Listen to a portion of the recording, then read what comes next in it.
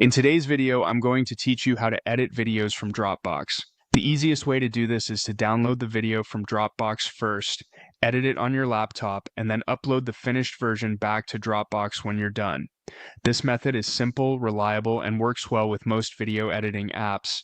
Start by opening Dropbox in your web browser and logging into your account. Once you're in, click on Files so you can see everything stored in your Dropbox. Take a moment to locate the video you want to work on. If you have a lot of files, it may help to use the search bar or browse through the correct folder before moving on. When you find the video, right-click on the file or click the three-dot menu next to it. From there, choose Download. Dropbox will begin saving the file to your computer, and in most cases it will go straight into your Downloads folder unless your browser is set up differently.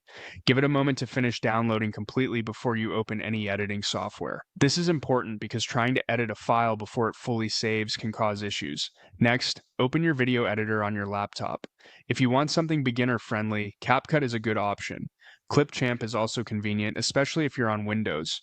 If you need more advanced tools, Adobe Premiere Pro is a strong choice. Once the editor is open, look for an option like Import or Add Media, then select the video you just downloaded. After importing the file, drag it onto the timeline.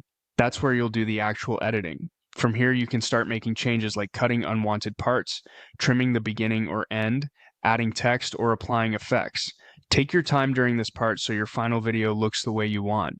When you're finished editing, click Export or Render, depending on the program you're using. Choose your output format, and MP4 is usually the best choice because it works well on most devices and platforms.